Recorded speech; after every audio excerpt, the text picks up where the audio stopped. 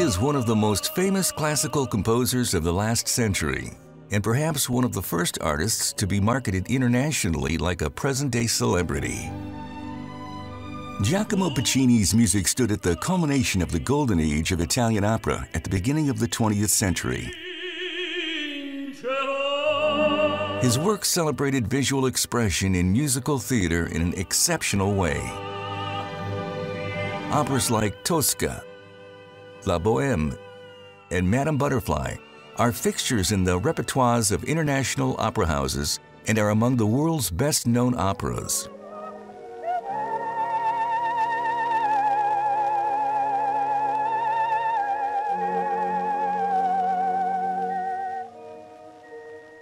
To mark the 100th anniversary of Puccini's death, Bertelsmann presents an exhibition about this impressive artist's oeuvre.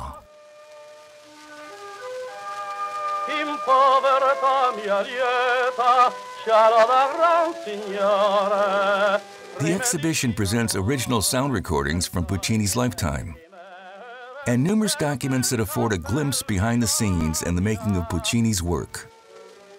The exhibits come from the Archivio Storico Ricordi. Giulio Ricordi was Puccini's most important patron. The composer's successes are inextricably linked with the Casa Ricordi Music Publishing Company, whose important archive has been part of Bertelsmann since 1994. The exhibition gives rare insights into the archive's historical materials. They include libretti, costume designs, and promotional items related to Puccini's operas. Ricordi's graphics department created the visual worlds to accompany Puccini's music, for which his works are famous to this day. They included postcards, posters, and collectible items. All this increased the popularity of the composer and his operas and boosted the publishing business.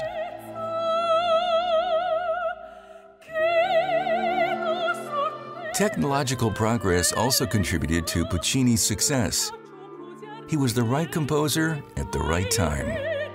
The gramophone took the voices of great sopranos and tenors out of the opera houses and into cafes and people's living rooms.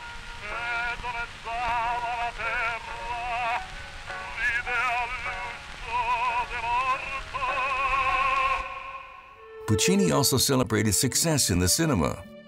Films inspired by his operas were very popular on the silver screen. At the time, silent movies were often accompanied by live music. The composer was a master at telling the story of his characters and their inner conflicts through the music. This worked well with the new medium of film.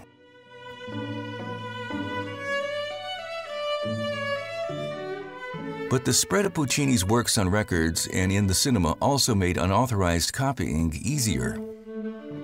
The exhibition also addresses the struggle for copyright and fair compensation to composers, which had to be redefined during this time of disruptive media. Contemporary documents show how the Ricordi Publishing House and Puccini took action against the unauthorized reproduction of his music. The publishing house had been pushing for the adoption of copyright laws at the European level since the middle of the 19th century. The activities of Ricordi's publishers contributed significantly to the adoption of the Berne Convention in 1886, thus laying the foundations for international copyright law. Puccini achieved his popularity not only through his music. His personal life was also commercialized. His travels were documented in detail in Ricordi's periodicals. Here he is on a trip to New York in 1910 for the premiere of his opera, The Girl of the Golden West. Profound upheavals were changing society. Long-distance travel was becoming possible for more and more people.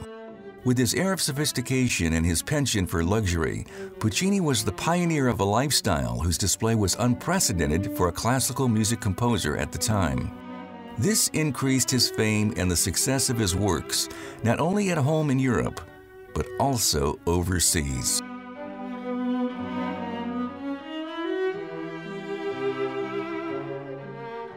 The exhibition presented by Bertelsmann showcases Giacomo Puccini's impressive oeuvre and brings his work into our time.